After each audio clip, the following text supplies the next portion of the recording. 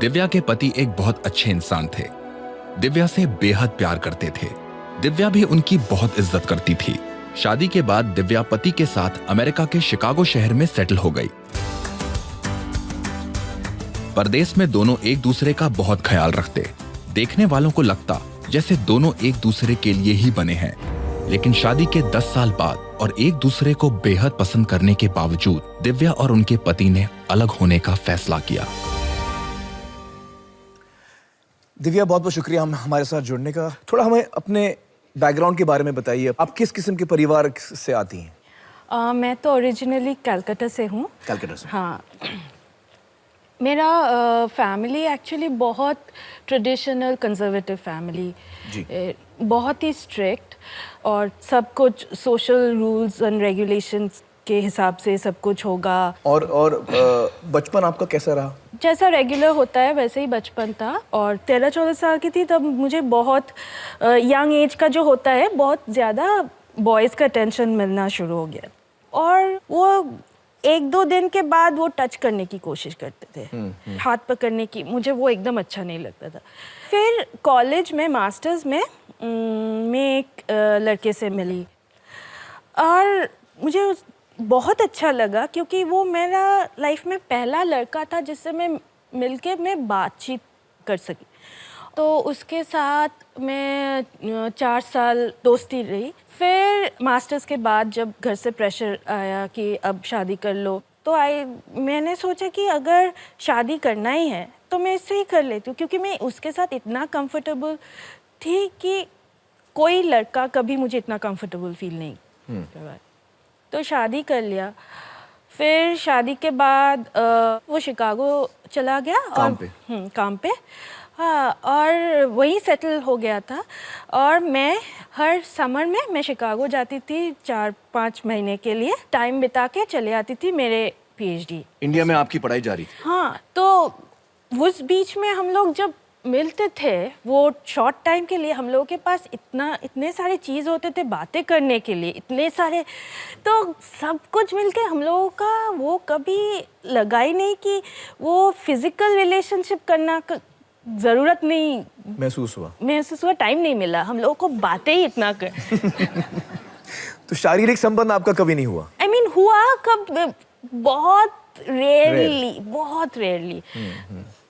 फिर पीएचडी करने के बाद जब मैं शिकागो वापस गई रहने के लिए, तब घर वालों ने प्रेशराइज करना शुरू किया कि अब बच्चा कर लो, अब नहीं बच्चा करोगे तो कब करोगे, बच्चा तो करना ही पड़ता है। हाँ। तो बच्चा तो वैसे बातचीत करने से तो नहीं होता है ना।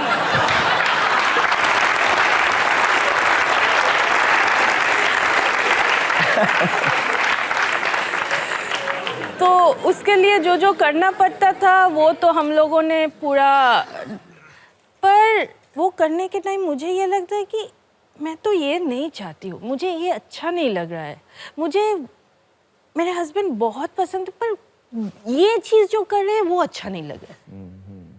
और कभी कभी मेरा ड्रीम्स में भी आता है कभी सेम सेक्स इन लेस्बियन रिलेशनशिप का कुछ, और मेरा क्रशेस भी होने लगा किसी और लड़की को कभी मैंने देखा और बहुत अच्छा, तो ये सब होने लगा। तो उसका मतलब क्या है कि मैं लेस्बियन हूँ। आपके मन में ये बात कभी नहीं आई कि आप लेस्बियन हैं या आपके अंदर ऐसी फीलिंग्स हैं? हाँ। ये बात आपके मन में ऐसे साफ तरीके से नहीं आई कभी? कभी भी नहीं।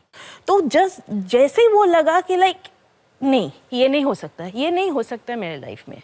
इस ख्याल से भी आप डरती थी? हाँ, इस ख्याल से मैं बहुत ज़्यादा डरती थी क्योंकि मैं अपने हस्बैंड से बहुत ज़्यादा प्यार करती थी और मैं फाइनेंशियली इंडिपेंडेंट नहीं हूँ, मैं कभी काम नहीं किया लाइफ में। ये सब सोच के मैं बहुत डिप्रेस्ड हो गई और बहुत सुसाइडल हो गई। आपको लगा कि मैं अपनी जान ले लूँ? हाँ। पर लकीली, वेरी लकीली मुझे एक ऐसा थेरेपिस्ट वहाँ मिला था कि वो मेरा पूरा लाइफ चेंज कर दिया। अच्छा, इसने क्या कहा आपसे? इसने पहला चीज़ जो कहा कि अच्छा तुम समझो एक फैंटेसी वर्ल्ड में और कभी हो नहीं सकता है तुम ऐसे, पर तुम्हें क्या चाहिए? अगर हर चीज मुमकिन है, अगर हर चीज मुमकिन तो तुम्हें क्या चाहिए? तो तुम्हें क्या चाहिए? तो मैं बहुत सोच सोच के मैंने बताया मेरा पार्टनर होगा, वो फीमेल, वो वुमन होगा, लड़की होगी, वैसा ही एक मैंने बनाया। पर वो ड्रीम को रीच करना बहुत मुश्किल था, इम्पॉसिबल था एक्चुअली। मेरा तो पहला स्टेप था कि अपने आप को जानना, अपने आप को एक्सेप्ट करना कि ये ठीक है। जी, आपके पति भी गए काउंसलिंग के लिए? हाँ, क्योंकि उनके ऊपर भी बहुत कुछ बीत रहा था। I mean, वो बहुत सपोर्टिव थे, पर वो भी थोड़े दिन के लिए डिप्रेस्ड थे।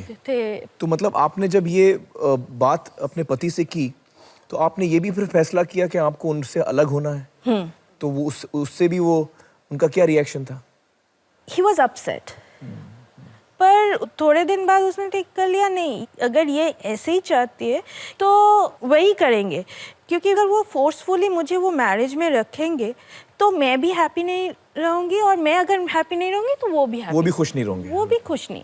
और मैं भी सोचती थी कि मैं लेस्बियन हूँ, ये सब जानबूझ के मैं उससे छुपा के नहीं, ये अच्छा फिर मैं ये झूठ की जिंदगी जी नहीं सकती, क्योंकि उस तरह से मैं उसका भी लाइफ खराब कर रही हूँ। तो इसीलिए हम लोगों ने डिसीजन लिया डिवोर्स कर लेंगे।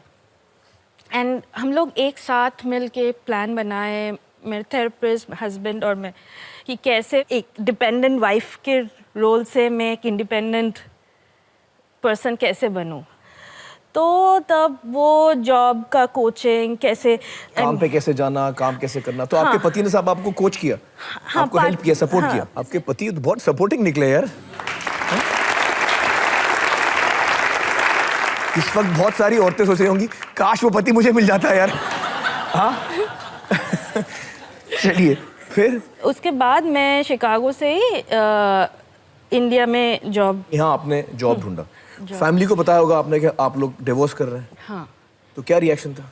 मेरे फैमिली ने उतने अच्छे तरह से नहीं लिया, उन लोगों का रिएक्शन थोड़ा डिफरेंट था। और इन लॉज को तो बहुत ही शौक सा हुआ, लाइक ये कैसे हो सकता है, तुम लोग तो इतना क्लोज हो, तुम लोग डिवोर्स कैसे कर सकते हो। तो फिर हम लोगों ने समझाया कि हम लोगों का रिलेशनशिप एक्चुअली वो भाई बहन की तरह है। ऐसे समझाया आपने। उसके बाद आपके पति की शादी हुई? हाँ।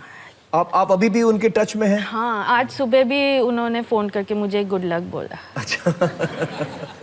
फिर सबसे अच्छी बात हुई कि उससे वो डिवोर्स के बाद मेरे एक्स इन लॉस मुझसे मिलने दिल्ली में आए। अच्छा। हाँ, तो मेरे सासू माँ ने पूछी कि तुम लड़कियों को पसंद करते हो? तो मैंने बोला मुझे पता नहीं, क्योंकि मैं इतना घबराई थी कि शर्माई, वो जो भी एकदम खुल के नहीं बोल पाई आप। पर मैंने ये बोला कि मुझे लड़के पसंद नहीं है। हाँ। फिर उन्होंने फिर थोड़ा और पुश किया, तो मैंने फिर अल्टीमेटली बताया और उन्होंने एक चीज़ बताया कि ठीक है जो भी हो तुम मेरे बेटी रहोगे। वाह। हाँ, तो अमेजिंग अमेजिंग। तो आपके जज्बात वो समझ पाई जबकि वो आपकी माँ नहीं है। ये बहुत ही बड़ी बात है। तो आज आपकी जिंदगी कैसी है? अभी तो मैं बहुत खुश हूँ। मेरी एक पार्टनर है, मैं उसके साथ बहुत खुश हूँ। और मैं वो जो ड्रीम जो सपना आपने बताया था कि अगर सब कुछ मुमकिन है तो मेरा सपना ये है। हाँ, तो एक्चुअली वो मुमकिन हुआ और वो सपना आज आप जी रही हैं। क्या बात है। चलिए दिव्या, हम बड़े खुश हैं आपके लिए, आपकी नई जिंदगी के लिए, और हम सब की तरफ से आपके लिए ढेर सारी शुभकामनाएं। बहुत बहुत शुक्रिया हमारे साथ बातचीत करने का।